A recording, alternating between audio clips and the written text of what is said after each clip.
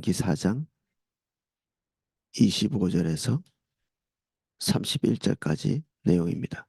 제가 내용을 읽어보겠습니다. 내가 그 땅에서 아들을 낳고 손자를 얻으며 오래 살 때에 만일 스스로 부패하여 무슨 형상의 우상이든지 조각하여 내 하나님 여호와 앞에 악을 행함으로 그의 노를 일으키면 내가 오늘 천지를 불러 증거를 삼노니 너희가 요단을 건너가서 얻는 땅에서 속히 망할 것이라.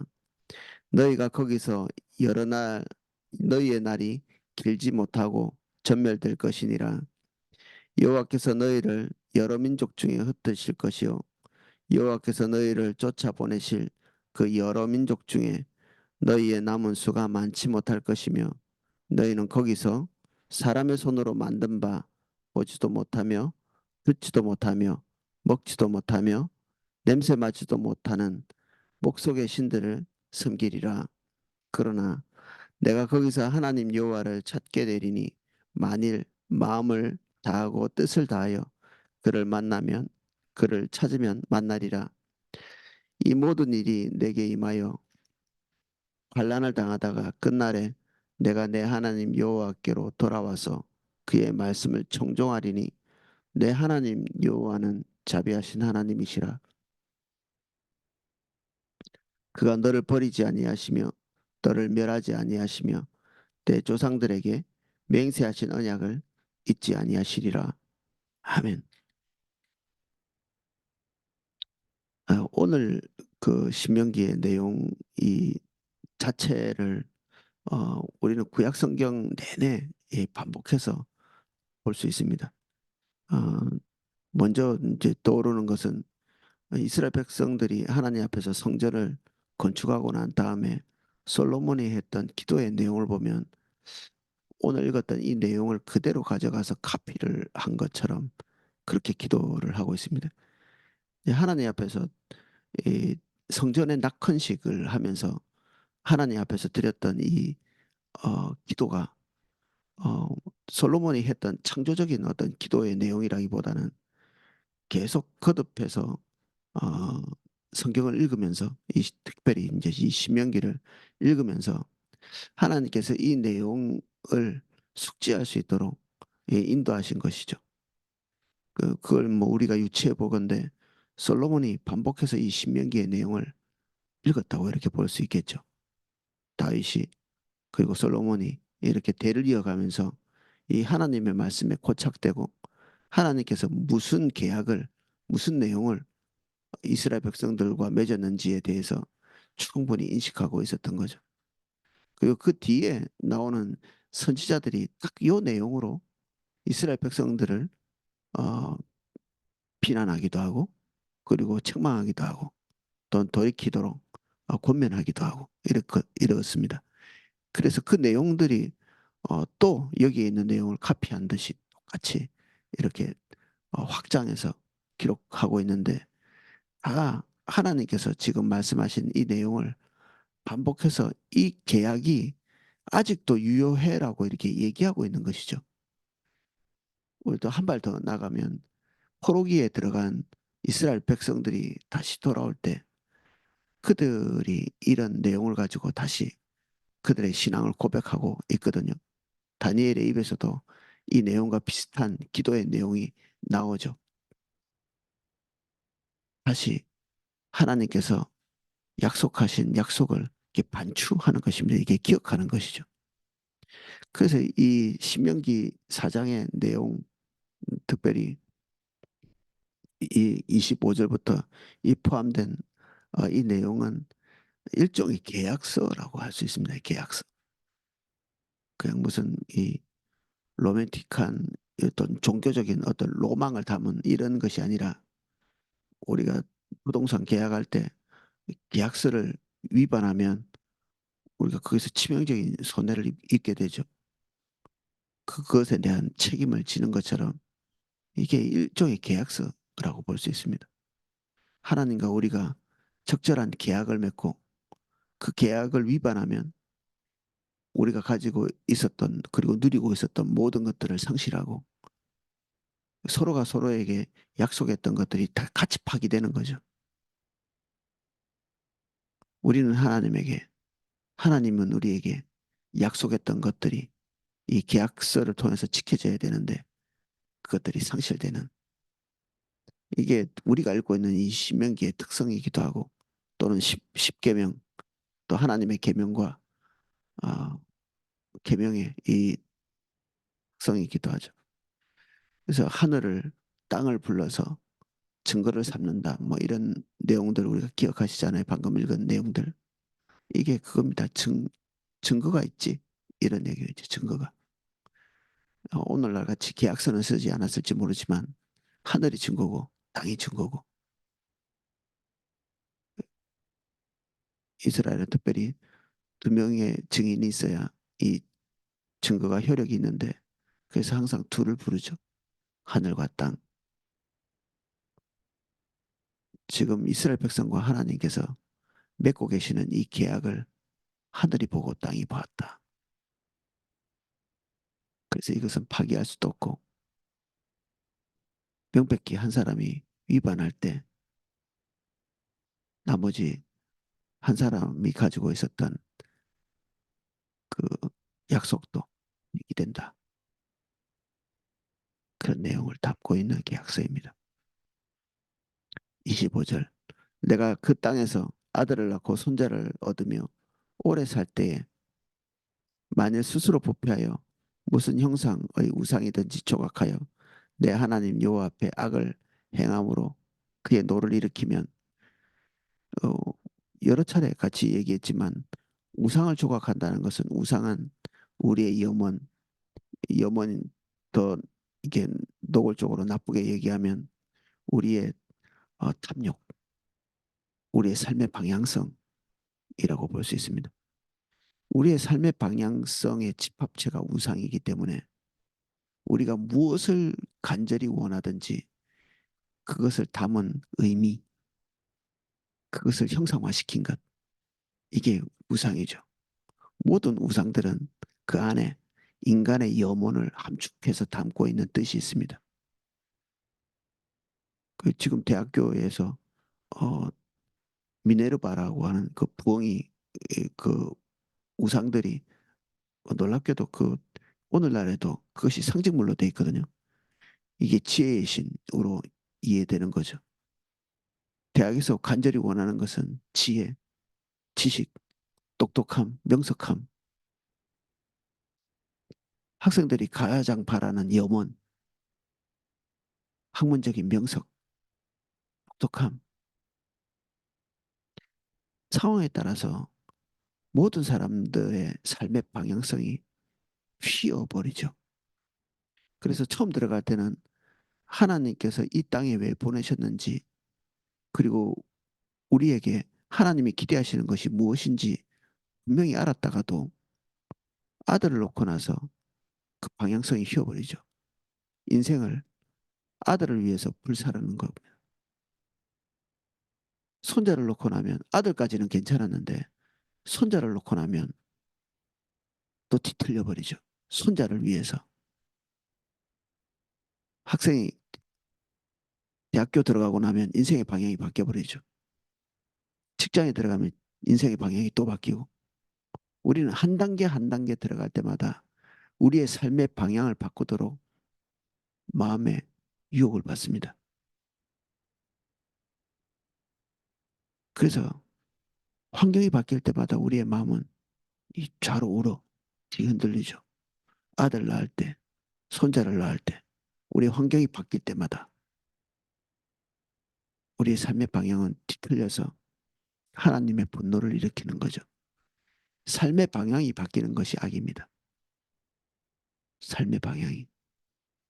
주님이 기대하시는 주님의 방향이 뒤틀리고 바뀔 때마다 하나님께서는 우리를 악한 길로 간다 이렇게 표현하시고, 하나님 그분의 길만이 선하거든요. 그분이 기대하시는 게 선입니다. 그분이 우리의 기준이고, 그래서 거기에 우리의 호칭을 어떻게 붙이든지 간에 그것을 여호와라고 붙이고 예수 그리스도라고 붙이고 성부 성자 성령 뭐 삼일체 하나님, 온갖 그 종교적인 올바른 고백을 한다 할지라도 우리가 하나님을 부를 때 우리가 하나님께 나아가는 우리의 중심이 우리의 영혼을 관철시키기 위한 어떤 그러한 방향성만 가지고 있다면 우리는 하나님을 이미 우상으로 탈바꿈 시켜 놓은 것이 되게 돼 있습니다. 그래서 이스라엘 백성들도 그들의 탐욕의 어떤 결정체인 송아지 우상을 세워놓고 거기에 그들이 가지고 있었던 최대의 신앙 고백, 이것이 우리를 이집트에서 인도해낸 하나님 여호와다. 딱 그대로죠. 이집트에서 구원해낸 신 여호와. 그 이름을 그 송아지에다가 붙이거든요. 신앙 고백이 조금도 틀리지 않았죠. 신앙 고백은 맞는데 거기에 그들의 영혼의 결정체가 그들의 눈앞에 있는 것입니다.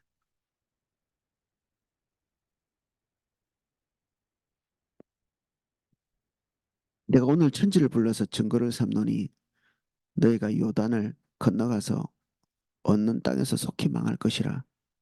너희가 거기서 너희의 날이 길지 못하고 전멸될 것이라.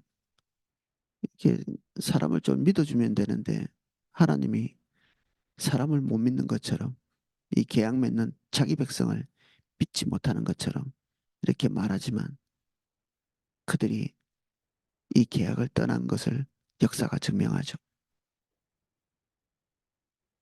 떠나라는 얘기가 아니라 거듭 염려하시면서 경고를 주시고 계시는 거죠. 계약서를 쓰는 이유가 결국 경고죠. 말을 믿지 못하기 때문에 중요한 일일수록 우리의 행동이 굳이 그 방향으로 가도록 우리는 하나님을 떠나려는 기본적인 경향성을 가지고 있기 때문에 그렇게 하지 말라고. 우리는 남의 돈을 여건이 되면 안 줄 수 있는 사람이고 남과 한 그 구두 약속을 지키지 않을 수 있는 가능성이 있는 존재이기 때문에 구두로 계약하지 않고 굳이 문서로 그리고 증인을 대동하고 계약서를 쓰죠. 그게 우리 스스로를 지킬 수 있는 방법이 되기도 합니다. 그래서 우리 자신에 대해서 너무 신뢰하지 않는 것이 좋습니다. 우리는 나름대로 하나님 앞에서 신실함을 지켜왔어라고 하는 자긍심, 이건 대단히 올바르지 않은 자긍심입니다. 나의 나 된 것은 하나님의 은혜다. 사도 바울이 선언한 이 선언은 자기 자신에 대한 신뢰가 없는 것입니다. 내가 비록 사도로서 하나님 앞에서 분투하면서 더할 나위 없는 노력을 해왔으나 그 모든 방향성에 하나님의 개입이 있었다는 것을 얘기하고 있죠. 하나님께서 사도 바울에 대해서 평가하시는 평가의 내용이 그겁니다. 네 육체의 가시가 너를 겸손케 한다. 이 정도는 있어야 네가 안전하지. 그에게 주신 모든 종류의 은혜들을 그가 그 은혜들로 인해서 얼마든지 자긍해지고 하나님의 길을 이탈할 수 있는 존재임을 하나님께서 간파하신 거죠. 사람들은 사도 바울이 마치 기독교의 원조인 양 얘기하는데 그조차도 하나님께서 어떤 종류의 모종의 강요, 강제, 마지막 그 마지노선 같은 어떤 위협적 요소들 이런 것들 통해서 그를 제한하고 계시죠. 아니, 내가 이것은 너에게 거두지 않을 것이다. 네 은혜가 네게 족하다. 우리 삶에 우리가 소원하는 것들이 일정 부분 하나님의 은혜로 이루어진다 할지라도 우리는 끊임없이 뭔가 하나는 남아있죠. 건강, 돈, 관계, 우리의 간절히 원하는 어떤 것들, 그 모든 것이 이루어지는 것이 은혜가 아니라 하나님의 뜻에 따라 되기도 하고 되지 않는 것, 되지도 않기도 하고 그것이 은혜입니다. 모든 것이 되는 것이 아니라 되기도 하고 되지 않기도 하고 이게 하나님으로부터의 결정.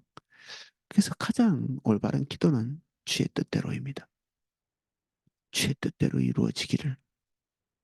예수님께서 우리에게 본을 보이고 계신 기도의 내용이 할만하시거든 이 잔을 내게서 옮기시옵소서가 아니고 주의 뜻대로 되기를 원하나이다. 입니다.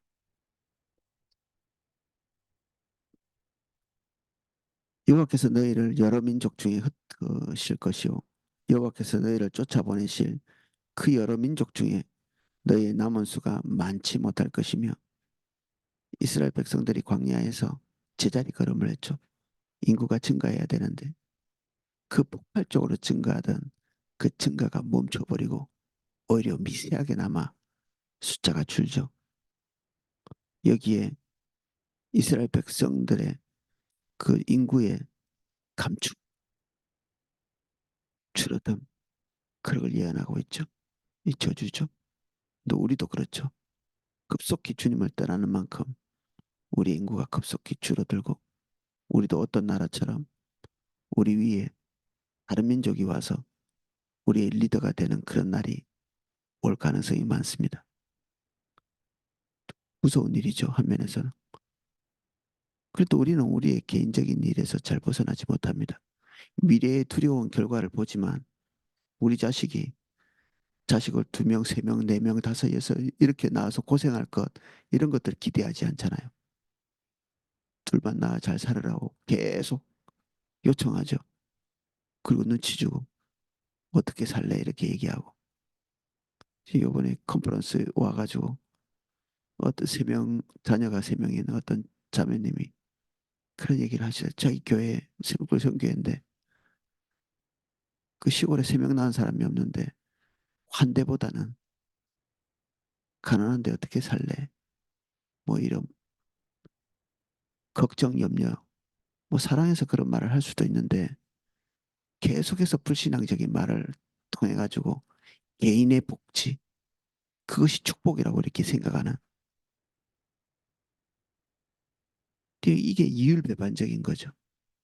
우리는 이것이 하나님의 축복이라고 이론적으로 배우면서도 우리의 삶의 정황으로 돌아가고 나면 다시 개인적인 안락, 유익 이것들을 우리 자식에게 주입하고 우리 입에서 그것이 나오고 우리 그걸 믿거든요. 그러니까 우리 입에서 문득문득 그런 경향성이 이렇게 나가죠. 그리고 남의 자식과 내 자식이 다른 기준이 나가죠.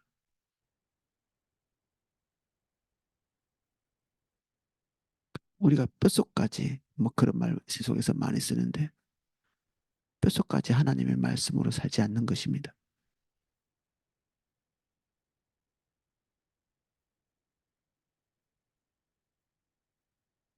개그맨이 개그를 잘하면 뼛속까지 개그맨이다 이렇게 얘기하고 뼛속까지 배우다, 뼛속까지 의사다. 사실은 우리가 뼛속까지 그리스도인이어야 하는데 우리가 늘 아마추어처럼 굴고 늘 노련하지 못하고 늘 미숙하고 늘 초보처럼 하고 새신자나 우리나 별 다를 것도 없이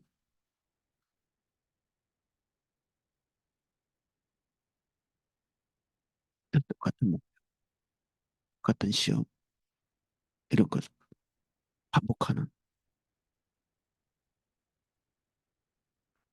주의 말씀에 대해서 절실해야 합니다.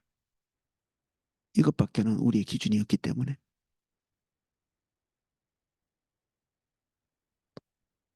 너희는 거기서 사람의 손으로 만든 바 보지도 못하며 듣지도 못하며 먹지도 못하고 냄새도 맡지 못하는 목석의 신들을 섬기리라.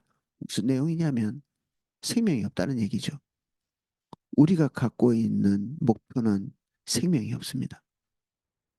그것이 아무리 강렬하다 해도 우리를 행복하게도 그리고 그것이 우리 인생에 의미를 가져다 주지도 못한다는 얘기죠. 달성해 본 사람만 압니다. 그것에 10년, 20년, 30년 투자했는데 그 결과가 참혹할 때 사람들이 그제서야 한탄하죠. 때로는 죽기도 하고, 때로는 그것이 자기에게 만족을 주지 못하기 때문에 울부짖기도 하고, 배반이랄까. 우리의 영혼은 항상 우리를 배반하죠. 배신합니다. 그들의 우상도 그들을 배반했죠. 모든 민족의 우상들은 그들을 배반합니다. 열과 정성을 다함에도 불구하고, 몸부림을 침에도 불구하고, 그래서 적절한 시점에 하나님께서는 우리를 바라보시고 시험하십니다. 갈 수 있나 못 가나?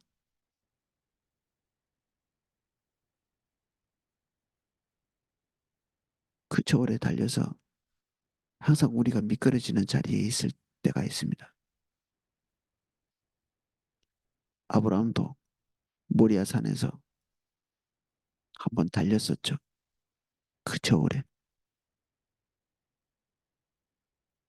하나님은 우리의 미래, 사실은 예측하지 않으시면 이게 미래에 대한 예측인 것 같지만 결정사항은 아니거든요. 이럴 가능성이 많다는 얘기지 이렇게 될 거라는 얘기는 아닙니다. 이렇게 되지 않을 수 있기 때문에 거듭 말씀하시는 것입니다. 그러나 내가 거기서 내 하나님 여호와를 찾게 되리니 만일 마음을 다하고 뜻을 다하여 그를 찾으면 만나리라. 사실은 제가 29절 같은 걸 읽으면서 주로 생각했던 거는 70년 동안 헛수고한 그 허무한 것 이런 것들을 생각하니까 마음이 그렇게 좋지 않더라고요. 다시 돌아온다 한들 그 70년이 우리에게 보상되지 않잖아요. 주님 떠났다가 다시 돌아온다 한들 떠나고 난 다음에 있었던 그 일들이 우리에게 보상이 되냐? 다 잃어버리는 거죠.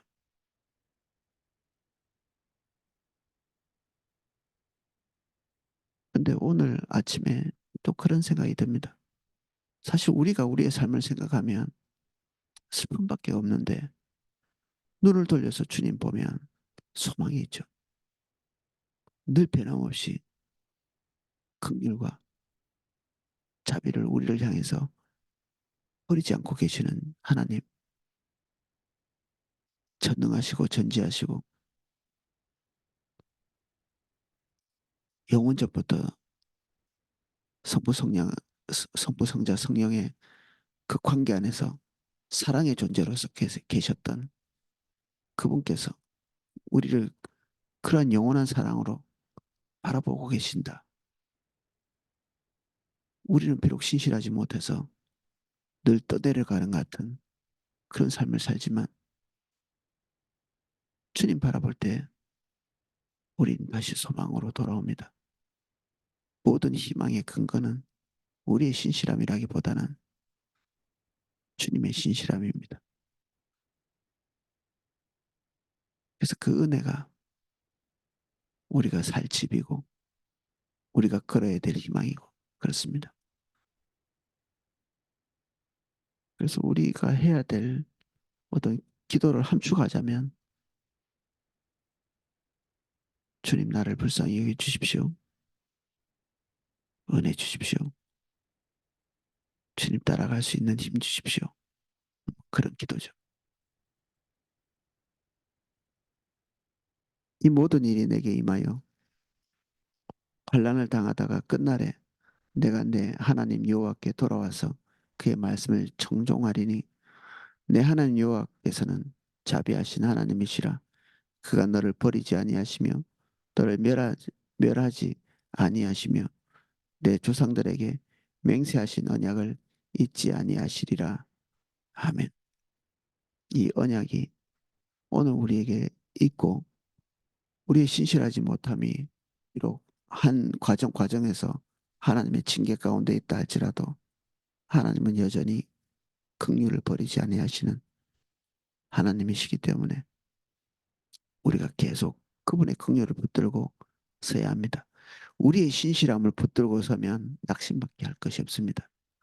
나 나름대로 열심히 성실히 살았습니다라고 그 기반 아래 서면 영적인 교만이고 내가 이렇게 올바르지 않습니다라고 하고 공개하면 영적인 열등감인데 둘 다 자기의 행위를 보는 것입니다.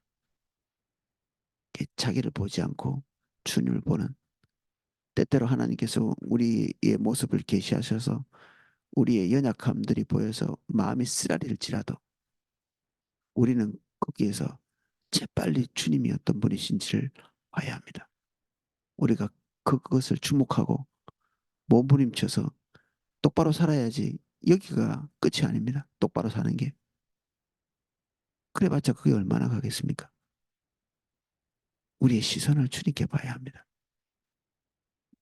우리의 똑바른 행동을 하는 우리의 행동의 미래를 보는 것이 아니라 우리의 개선된 노동률, 개선된 종교성 이런 것이 우리의 목표가 되는 게 아니라 그게 올바르지 않은 목표거든요. 해주도 않을 목표인데 주님의 은혜를 구하는 거죠. 하나님이 여전히 신실하시고 긍휼하시기 때문에 그분을 주목하는 것입니다. 그래서 그분이 끊임없이 우리에게 공급하시는 하나님의 선하심이 우리를 선하게 만들어 주십니다. 오늘은 여기까지 살펴보겠습니다. 이번 주는 컨퍼런스가 있지만 우리 지난주에 이틀 우리 쉬었는데 아, 이번 주에는 계속 새벽 기도를 하도록 하겠습니다. 기도하겠습니다. 주님, 우리는 주님을 떠나려는 경향성을 가진 존재들입니다. 하나님의 뜻보다는 상황마다 새롭게 펼쳐지는 우리의 개인적인 염원, 우리의 기대, 우리의 바람이 우리의 삶을 삼킵니다. 의지력이 강한 사람일수록 더 큰 유혹이 있고 하나님의 뜻이 우리에게 작게 보이고 무관심해 보이지 않도록 은혜를 주십시오. 하나님의 말씀이 우리의 전부가 되기를 원합니다. 하나님의 은혜에 우리 인생이 상kim받기를 간구합니다. 주님 한 분이 우리의 삶의 유일한 목표이십니다. 주의 뜻이 우리의 삶의 이유입니다. 오늘 아침에도 다시 우리의 삶의 목표를 주님을 향해서 조정할 수 있는 은혜를 주십시오. 일절 신실함이 없는 우리에게 주의 은혜를 베풀어 주시고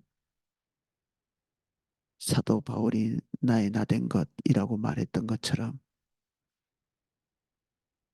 우리가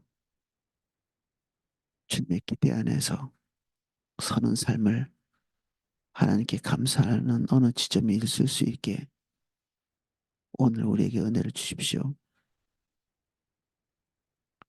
예수님 이름으로 기도합니다. 아멘. 네, 각자 기도하실 수 있도록 음악을 방송해 드리겠습니다.